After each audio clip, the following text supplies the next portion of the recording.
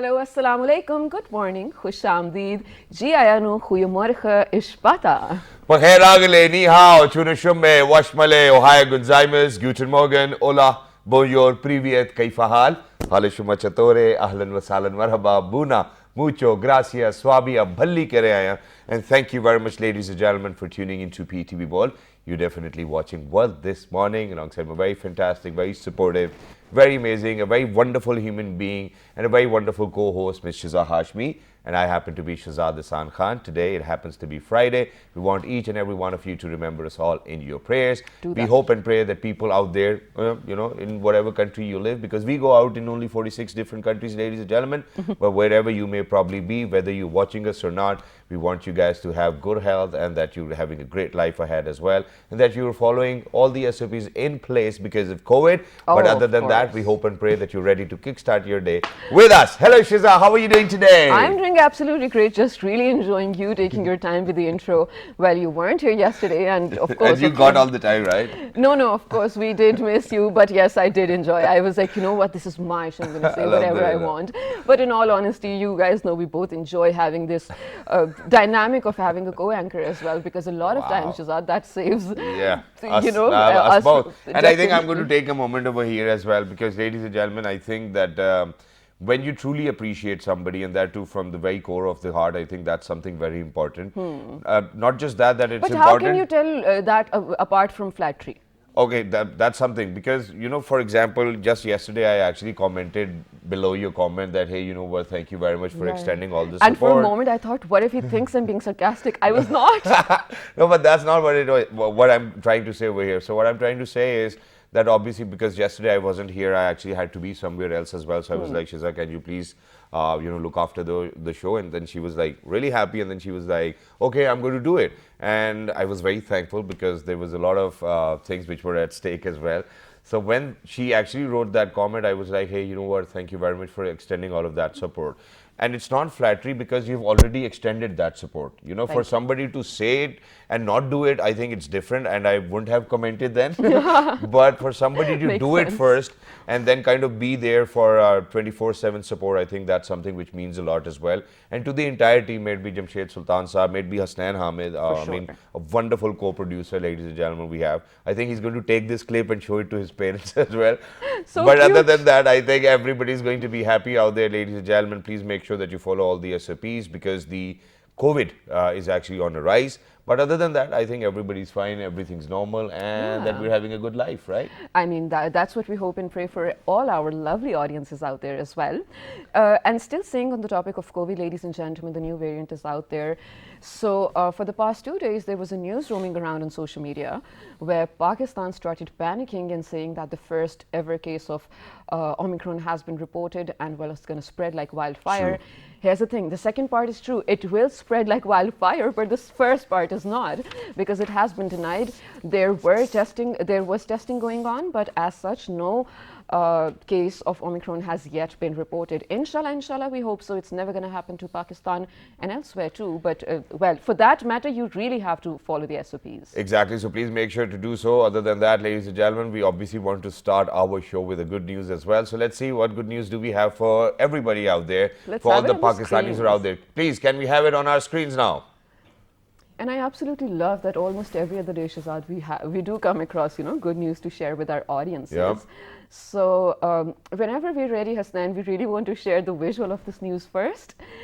What do you think about it? I think that our producer is trying to say something. I think that our producer is trying to say that we really need to say something. All right, so ladies and gentlemen, I think the good news needs to be out there. So imagine that the present Information Minister, Mr. Fawad Chaudhry, actually appeared on television and gave a good news to all those Pakistanis, where he said that government will provide free ration to people earning less than rupees 31,000. Wow, I believe that's a great news. That's certainly in line with the vision of Prime Minister Imran Khan as well. And for everybody who's out there, I think I'm going to say it in Urdu as well. Khawatino Hazrat, हमारे information minister Fawad Chaudhary साहब ने कल ये announce किया था कि government जो है वो फ्री राशन देगी उन लोगों को जिनकी तनख्वाह 31,000 रुपये से कम है, और जिन लोगों की ज़्यादा है वो प्लीज़ अब कम ना शो कराएं. Thank you very much. I think that's something which is very important as well.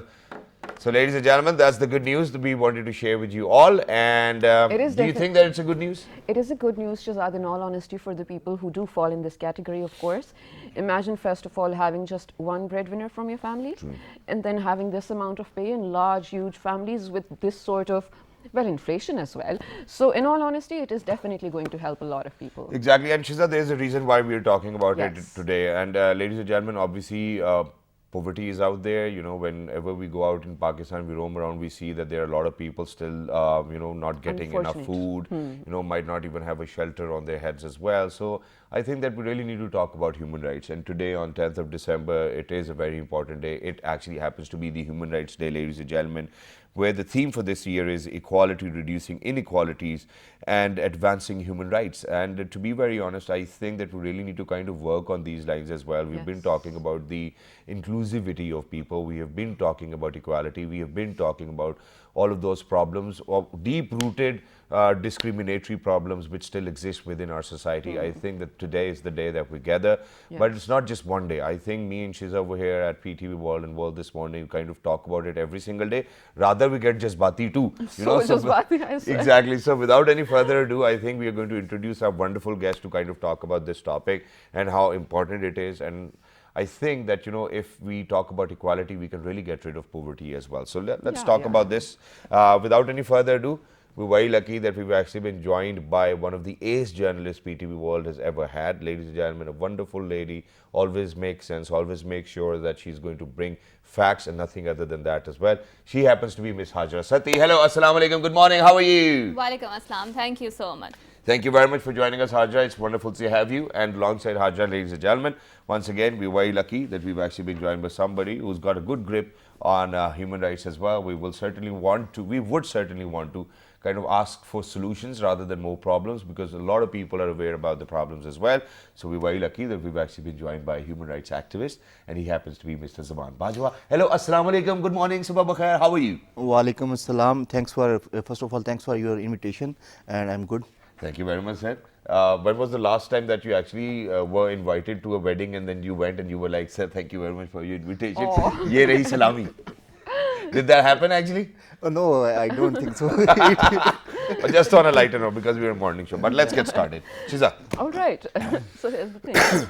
To begin with, it's not sort of a Q&A session or something. Just an anecdote, sort of. It was only in the last century that human rights, the concept, was a thing, right? It was only in the last century that the focus shifted from nations and states to individuals and how it might also impact the life of a person.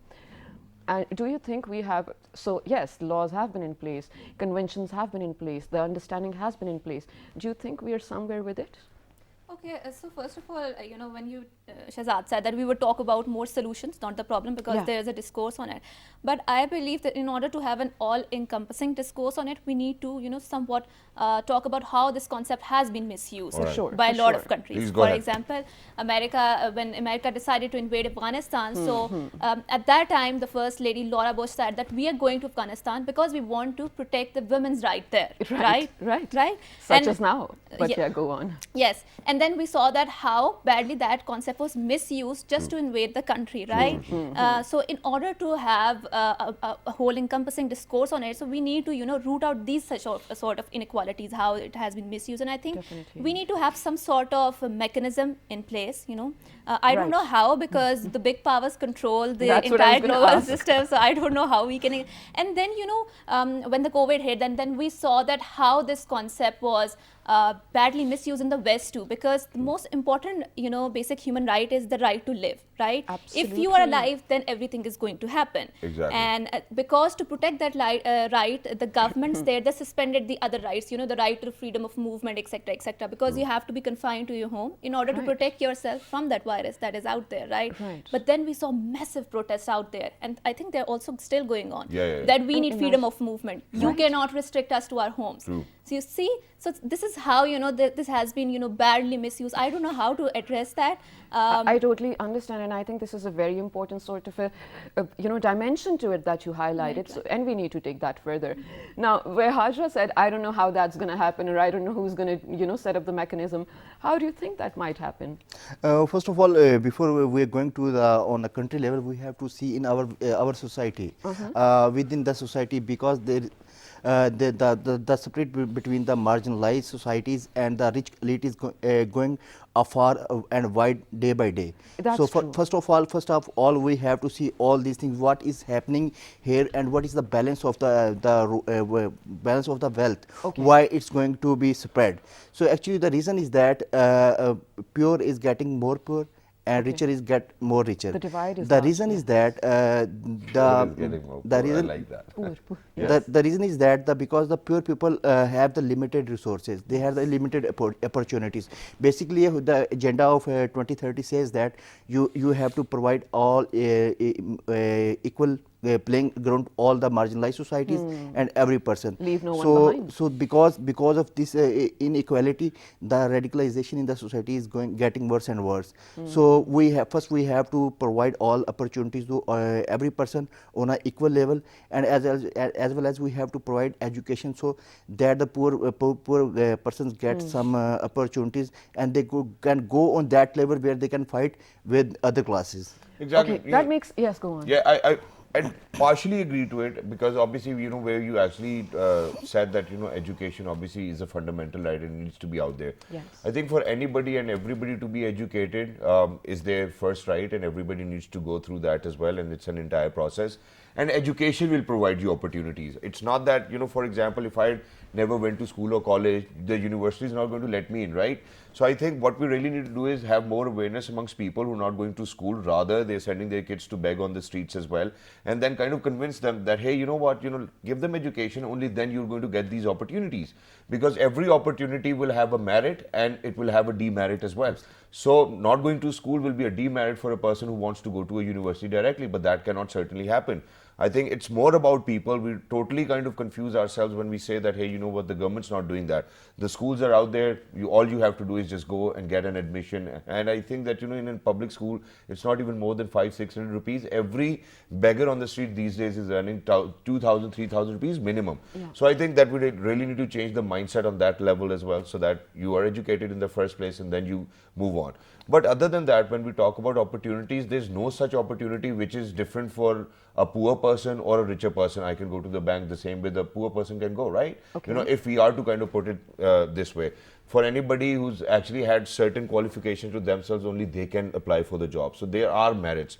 All we need to do is fulfill those merits. People, unfortunately, who haven't been able to fulfill all of those merits, never got those opportunities. So why do we repeatedly say that, hey, you know what, the rich have the opportunity, but the poor does not? So if there's a disagreement, please go ahead. There is definitely a disagreement, but I think I'm going to take that to my guests over here. Hajra, does it make sense? Okay, so I'm sorry, I want to talk, a bit off topic. Sure. When you talk about education. So the other day we were having this conversation in our newsroom too, that everyone wants to go to university. Why? Because we feel that, by going to university, you will get a degree, and then you're going to get a good, white collar job, sitting in an office. But there's so many opportunities in our country, so for example, people who want to acquire the vocational training, for example, like there's so much work of electricians, of plumbers. If you call electricians, no one is going to respond you, and you go they're so busy. They're so busy, because there's a dearth of the electricians, the other such kind of the jobs out there. So I think in our country there is no such institutes out there, where they train you for the vocational training, skill polish, yes, to imparting the skills on that. And if you look at how the study models are there in the Western countries out there, they assess the capabilities of the students, and if they feel that oh, he has that capabilities, he wants to go to university, then they recommend that person to go to university. If not, then they're going to empower them with a skill empowerment, right? Exactly. And then they're going to go into the job markets out there. So this kind of thinking, I think, is not present here in Pakistan. I think now people are talking about it, because I heard that there is some sort of vocational center being established here with the Corporation of China. But you're exactly saying what I'm trying to say. Right. Imagine that for a person who will go through that course of vocational vocational training will only get an opportunity for a job, na? You know, Right. because there are merits for everything that you're going to apply. So, Sir Zaman Bajwa, I'm going to come down to you as well, because you said that obviously we agreed where you said that education is important. Education is important because that is the very basic of every opportunity you're going to get in life, right? First of all, you said that everyone have the equal opportunities. I will disagree with your this point because I was like, because the where reason, did that come from, man? because the reason is that I am from a rural area of South Punjab, so I get education from a Tart school. Who I can compete with the boy who is studying in the bacon house. Totally. Okay. I agree to that. I agree to that. Now imagine what we do is that whenever we are talking about schools, all we do is we get confused with a tart and a chair or a very modern environment to sit in, but rather we're not focusing on the quality of education I think which it's an they are expression. imparting. Yes, I mean tart school is no problem. Okay, there might have been lack of resources, but nobody ever said that the teachers weren't good, right? Because it was all for education. It wasn't about sitting down on the floor or probably on the chair.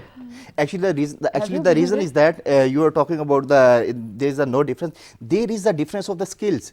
You have a very good teachers here in big cities, but if you talk about the government schools, the schools that are far away from the mega cities, they have the lack of the resources. Okay. The teacher training programs are very lacking in the government sector, and the good governance. No one is going to check the whole this teaching mechanism is there. Exactly. So these things they have you can create a big margin in the between the classes. True. Right, you're right. Discrimination is there. Yeah, discrimination is You're there. absolutely right, and to be honest, I think I want to, on behalf of Shahzad, I want to say we were not looking down upon Tart schools for that matter. Point only being that facility exists, so of course it should be good. But you guys, we have to realize that this is why the Prime Minister, had this vision of a single national curriculum, because he realizes coming from different types of schools, especially, or education systems, where resources are divided differently, where the quality is different, where the the approach is different. Definitely, that's not going to set us on this all on the same path. Yeah. Which is why everything was introduced in terms of S&C as well. Yeah. It's brilliant, and we really want to look forward to something that is going to unite us as well. Now, coming back to the theme for this year, equality. Yeah. Of course, when you talk about human rights, equality is the first thing that comes to your mind. It's all about equality, right? Can I take a moment over here? Okay. Because we actually have a small report to share, so don't you think that we should actually take a look at the report first? Let's do it, because I want to take a breath as well. Because as soon as we are going to come back, ladies and gentlemen, then obviously we'll come down towards how we can actually, get rid of inequality and discrimination, because equality and non-discrimination is the very heart of human rights as well. Let's take a look. Human rights are the rights that you have simply because of being human. Absolute rights that everyone is entitled to as human being, regardless of race, color, religion, gender, language, political or other opinion, national or social origin, property, birth or other status.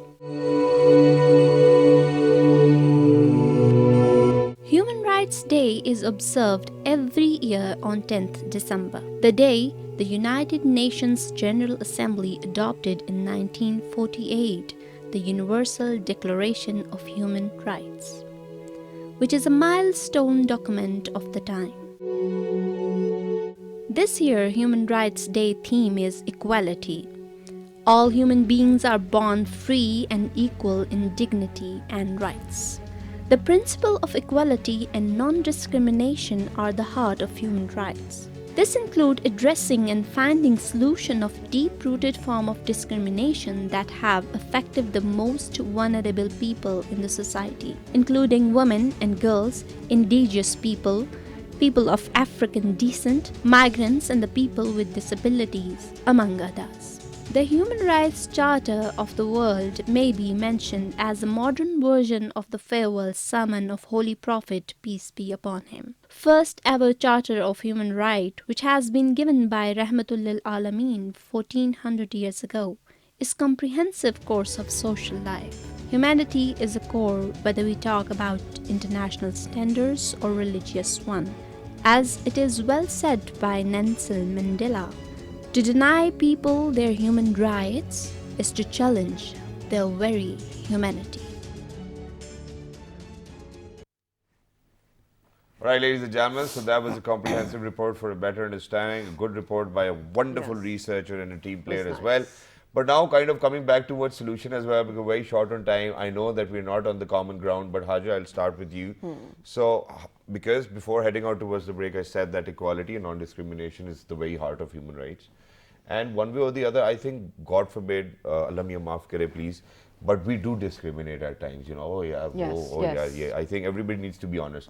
So how can we make sure that, you know, such human rights are not violated individually? Right. So, for example, first of all, you know, we try to say that it's government's responsibility to, you know, provide us equality at that level. Okay? But then again, we need to see that we are living in a third world country and our government is not, you know, that much, what do you call it? Sufficient sort of. Yeah. Okay. To provide us that not sort have of sufficient resources. Yeah. Right, exactly. To provide us that sort of environment where, you know, we have to maintain inequality. And I believe that some sort of inequality will always remain in this world because the system is, you know, geared in such a way that, you know, there's some countries who are top on the, you know, balance of power. Some are in the bracket, in the down bracket of the that balance of power. How exactly? I think that this is, I don't know how to answer that because Individually, well, I mean, what would you do individually to make sure that you're not discriminating or that, you know, there's no inequality happening with anybody else you are in conversation with or you're meeting someone? Right. You know, you need to be more vigilant about, you know, what sort of thing that you say that, you know, doesn't break the heart of any other person. Exactly. But people are not that considerate. Exactly. You know, we need to have a more behavioral change campaign sort of for that, but that takes a lot of time. I don't know the short time. I think we are going to be those parents, inshallah, where we'll make sure that our kids do not grow up to do those things as well. Sir, what would you want to say? I will start from that. First of all, we have to do some better parenting. We have to tell our children that everyone is equal, every religion is equal. We have to bring cultural and the religious harmony within the society. We have to teach this thing to our children, as well as society have to also play a big role because there is different classes within the society. So one thing which teachers and even the religious scholars from school level, they can play a role. They can tell about the preaching of Islam, because Islam is also says that every human being is equal. If you talk about the government level, so the reason is that first of all we have to bring all the provinces and all the classes on an equal level. And if you talk about the international level, then you first of all UN have play its own role, because when you say that there is a P5 countries, so before you have put they are the ones, which is why UN can never play its role. Yeah, that's why they they have just put inequality first on side, P5 countries, and after that you are saying that there is equality. I don't think so, because from the actions they have to realize that every nation is equal.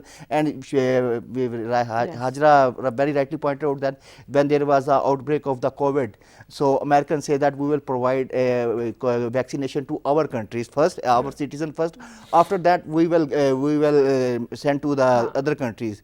So by collectively, by first of need, when that need of our is that you have to say this by the action, not their words. Exactly, that is the issue, and thank you so much for saying that. And I think that's the perfect point to sort of wrap this segment up as well. That actions speak louder than words. Oh my God, I have so much to say and my throat is giving up. So alright, I think I'll take advantage of this opportunity, and thank you very much, Zaman Bajwa, for pointing that out as well, because more than 100 countries as of now, when we speak today, haven't received a single dose of vaccination, ladies and gentlemen. And obviously you'll save your household first and then you'll go outside your house. But other than that, I think both of you actually made some valid points where how we individually can kind of improve the situation. I'm just going to put a simple example right in front of you guys, and that comes from my father, ladies and gentlemen, that everybody's got domestic help at home. Okay. Now imagine that if my kids are going to order a pizza or a burger or anything, the same is going to come for my cook, my guard, or anybody who's actually out there as well. Shukr alhamdulillah. Right. And that's an example which he has kind of made sure that everybody will follow, that within the family, that nobody's being left behind, because I think that the very base of human rights is that nobody is being left behind. Absolutely, and this is what we want as well. Before we go out on a short break, I have my voice back, yay! So I think I'm going to make my point over here where Bajo Saab said that, of course, if we incorporate the teachings of Islam into our daily life, we are definitely going to be a better person. Now, that is the ideal case, isn't it? That's what we want. But in all honesty, people with all sorts of teachings of Islam don't have the human instinct of thinking of not harming someone else at the expense of, Exactly. you know, where you say, Shazad, your limit ends where your nose ends. I think I totally stand by that as well. I don't think any religion comes into it. I don't think any culture comes into it. It is definitely an individual approach. It is the ethics and it is the morals of your own personal self. So work on yourself and stop pointing fingers on other Exactly, and if you are to bring religion in, I think you really need to kind of quote Islam, and it's because of the fact that Islam actually teaches us कि किसी It only अरबी को teaches Azmi पर peace. किसी अरबी को अजमी पर और किसी अजमी को अरबी पर कोई फजीलत हासिल नहीं है. We're going towards a short break. Don't go anywhere. We'll be right back. We need to talk about something more important as well. Let's see what do we have on our hands All for right, now. stay tuned. Good morning. They're just drawings.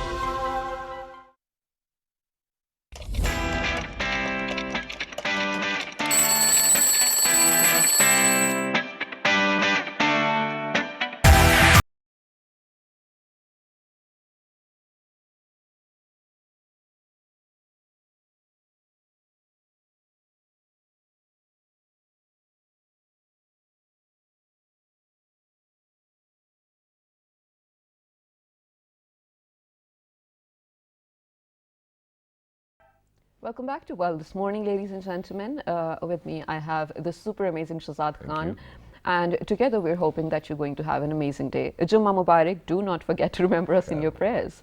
What are we talking about in this segment? All right, so first things first, ladies and gentlemen, obviously we really need to kind of remember the sacrifices people have made for the motherland. So obviously today there's this very important martyrdom anniversary we need to speak about, and we are obviously talking about Sawar Muhammad Hussain Saab.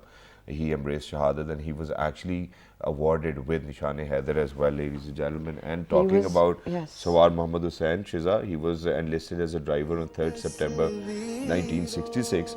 Although only a driver in the 20th Lancers when war broke out in 1971. Sawar Muhammad Hussain took an active part in every battle in which his unit was engaged, unmindful of any danger, no matter how grave. And you know, when he spotted the enemy close to a minefield near the village of Harar Khurd in December 1971, on his own initiative, he directed accurate fire at the enemy, resulting in the destruction of 16 enemy tanks. And he was born on 18th June 1949 in Dhok Pir Bakhsh, now Dhok Muhammad Hussain Janjua. Definitely, they are the pride of our nation, and without the sacrifices of these amazing, amazing legends and national heroes, we wouldn't be anywhere. No doubt on that. So still, obviously, you know, patience for all of those people who are out there, for the family of Sawar Muhammad Hussain as well. And all such gallantry examples we have over here, ladies and gentlemen, in the country. A rich tribute to all of those people as well.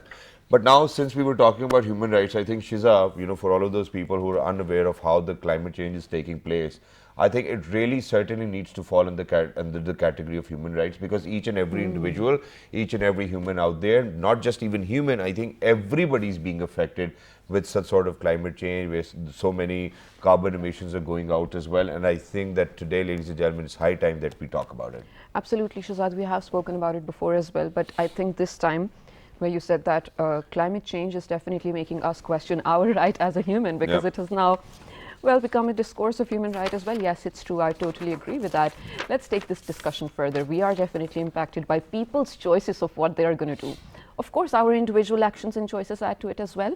But generally speaking, someone else's choices do affect us in terms of, let's say, carbon emissions for that matter. Yeah.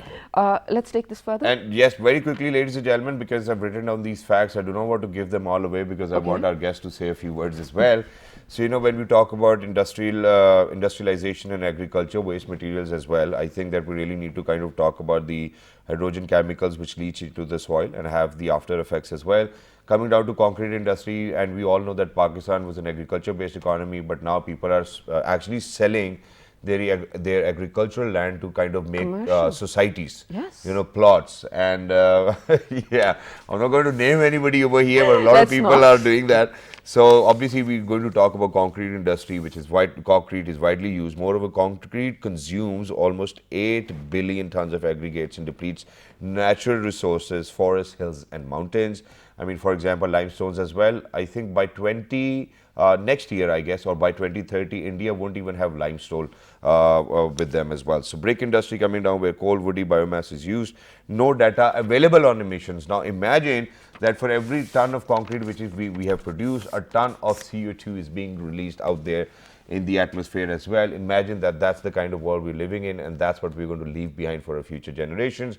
How grief the situation is, first of all, we're going to kind of talk about that, and how to kind of come up with alternate solutions, because the developed countries have already come up with alternate solutions. Even over here in Pakistan, ladies and gentlemen, we've actually had the Ataturk Avenue, to the first ever plastic made road as well. So we're going to talk about the alternate solutions. Pakistan is on the right direction, and we're very hopeful that inshallah things will turn around as well. But they certainly want us to kind of go back to 1992, the kind of emissions we had. But unfortunately, rather than going back to that level, we have actually kind of exceeded to 2030. Imagine. So we really need to kind of put our heads together. But alhamdulillah, you know, just last Saturday, ladies and gentlemen, Prime Minister Imran Khan actually announced that we are going to curb this menace of climate change as well. And we have issues with smog and fog over here in Lahore and Islamabad as well. So how to kind of go about it is something we will be talking about. We're very lucky that we've actually been joined by somebody who happens to be a social and climate change activist as well. He is Mr. Munir Ahmed. Hello, sir. Assalamu alaikum. How are you? You're looking very handsome today. Yeah. Thank you very much. Thank you very much for joining us. And not just him, even his son is very handsome, alhamdulillah. I think goes in the genes as well. You actually remind me of this footballer from England, David Beckham. I think he's born with a golden DNA. I think same goes for you as well. Alongside him, ladies and gentlemen, we are very lucky that we've actually been joined by an environmentalist. He happens to be Dr. Jahangir Mirza. Hello, sir. Assalamu alaikum. Good morning. Wa alaikum salam. Good morning. Good morning, sir. Thank you very much for joining us and wonderful to have you. So, sir, first things first. My pleasure. I would want you, sir, to, Dr. Saab, kind of talk about how the concrete is damaging our climate and the atmosphere we live in, and then we'll move on towards other industries as well. Bricks and concrete, what are they doing to us? Okay, I think first of all, Bismillah ar-Rahman ar-Rahim. I start with the name of Allah, the most powerful and the Merciful. most forgiving person in the world. So the things which I'm going to talk about is the construction industry, and first of all, I think I must thank to Prime Minister Imran Khan that he has come out with this incentive of this construction industry, which is the backbone of the any economy, and he's on the very right direction. So, but on the other hand, if we want to see the concrete industry or the cement industry, concrete is actually produced, the main binder or the main constituent of that is the cement. And also it contains some aggregates and some water and all that. The cement mostly, actually in the world, the most polluter in the world is the Cement. transportation industry. Or transportation. Yes. And after the transportation industry, the second industry in the world which comes out is the cement industry. Exactly. And nowadays what is happening is that the Western countries, that mean the Europe or America, North Canada or those countries, what they are doing is they are not producing any more cement. All right, yeah.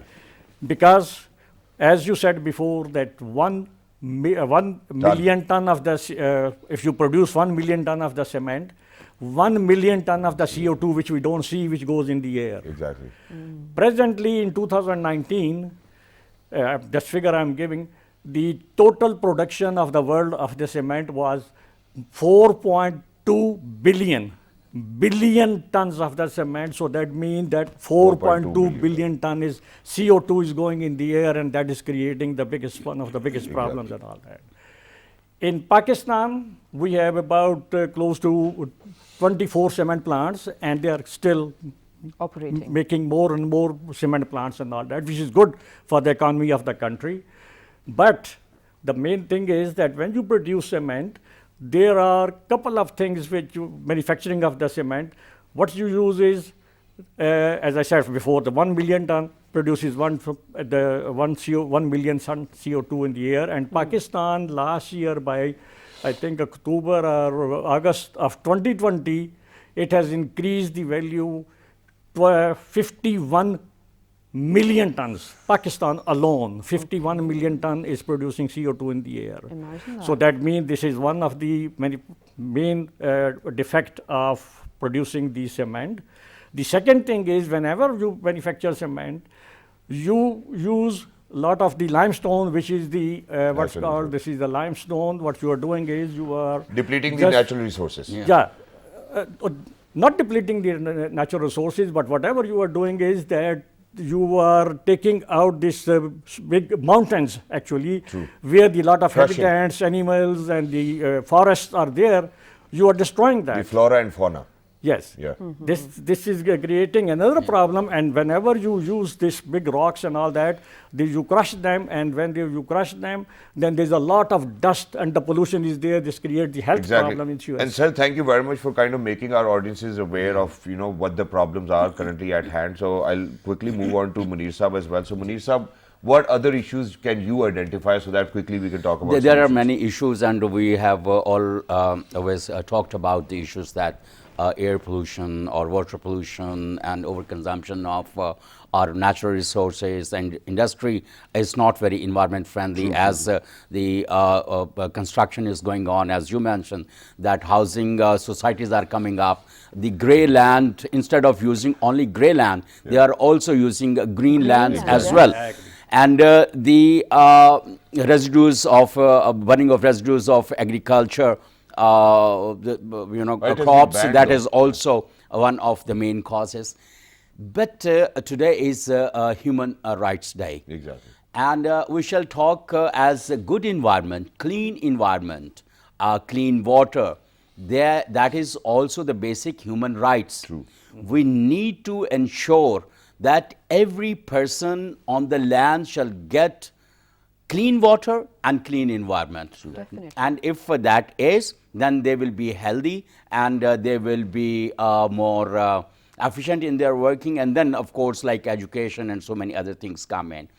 And tomorrow will be International Mountains Day. Wow. Okay. Exactly. And mountains are far away from urban hubs and metropolitan cities. if you- And we can't hear their screams and cries. We are very unaware of what is happening over there. That is most important to talk about the rights of the people living on the mountains. Exactly. They are short of water, for example. They don't have quality education over there. And in the recent years, we have seen deforestation. Exactly. Deforestation means like degradation of the habitats. Exactly. And the living conditions for the people of mountains, which is the basic right of for their life and for their children. But unfortunately, we are not taking care of. We are very blessed that Prime Minister Imran Khan has come up with a very visionary plan for Pakistan, 10 billion tree tsunami, green stimulus and wildlife strategy and so many. Sustainable Development Report is the international report by the independent think tank. In 2020 report, they mentioned that Pakistan has achieved climate action that was defined under a Sustainable Development Goals regime by the United Nations, and they have achieved the entire action that was required 10 years ahead. Exactly. All right, but sir, I'm want glad that you actually pointed that out as well, Yeah. and Shiza wants to actually ask a question, so I'll let yeah, her do that first. let me conclude Yes. Go just one. That is in terms of a policy framework. True. We need to have implementation of that strategies and the policies. Yeah. And especially if we implement it, then everyone then we're gets going the to get there, environmental right? rights, Yeah. and especially our subnational governments, they have to take care of and implement such That policy to be frameworks. there and in Yeah, place. please. Wonderful. Definitely, and Yeah. we sort of advocate this so many times. The issue is in implementation. We are, the other day someone on the show said such a funny thing, and it's actually true as well. They said we are overly legislated, which is so We true. are overly legislated. Imagine that. That's true. Exactly. And That's you know, true. And we have like so many overshadowing and overlapping strategies, but there is no confused. action, We're Not action doing any plan. action. But sir, we certainly do not want to overlap you as well and seem very Sorry. short of time. So what we really need to do is that we really need to come towards solutions. So we're going to give you 1 minute each. So come up with solutions. What do you think? What can be done? And Shiza still has a question. Please go ahead. No, it's definitely solution oriented, and I want one of you to at least address this. I think it's also a basic human right to breathe fresh air as well. true. And the other day I was reading, someone actually reported, it was a news organization, I don't know where the source is coming from, their source, and it said that living in Lahore lately is like smoking 8 cigarettes a day if you're a Yes, total that's true. non-smoker. Exactly. That's If you're true. a total non-smoker, imagine with kids. So I want you to incorporate that in your solutions as well. Dr. Saab, let's begin with you. Yeah, okay. I think firstly I will talk that for the solution as you talked about, Pakistan is blessed with lot of agricultural land, and but the agricultural land, they have a lot of the waste which is coming out, and the waste they are throwing it away also, and that is also creating the environmental problem. But now in the world, there are people making the dams and the big amounts of that. What they're doing is they're using this waste as a substitute for cement. That means you can use 40% cement instead of 100% cement and use 60% of these waste. So you are a win-win situation. You are reducing the CO2 from the production of the cement, as well as you are using the waste which you are putting, it's dumping it, and this is creating problem. You mix them together and you are making the much better concrete and all that. Wonderful. It's not only the agriculture products, there are a lot of industrial products. We are producing a lot of electricity nowadays because of by burning the coal. And by burning the coal, there is the Sir, please. by burning the coal, there are two things are there. There is the ash which is going out, which is a very, very fine ash. But normally nowadays, what we collect that ash, and that ash is so good that we can use it up to 70–80% of that ash as a replacement of cement. Wow, Same is with the blast furnace slag. Slag, we have a steel in Karachi, in Islamabad area, industrial area, there is a lot of them.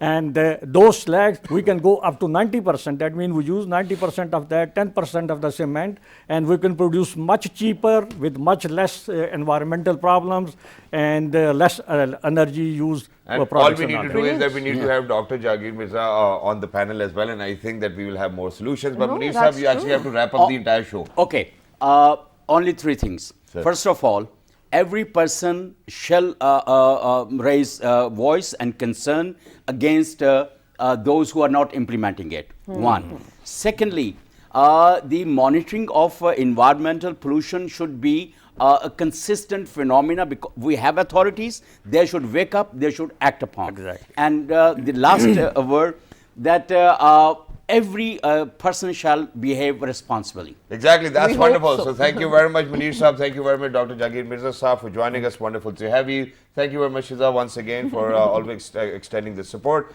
For everybody who's out there, ladies and gentlemen, please make sure that you are responsible individuals. Write to us on our Facebook fan page, which is with the name of World This Morning. on Twitter, Dailymotion, YouTube, World This Morning. and the fabulous repeat's going to be at 5 past midnight. till the next time. Look after yourselves. Let's do it together. 1, 2, 3. Good morning. Take care.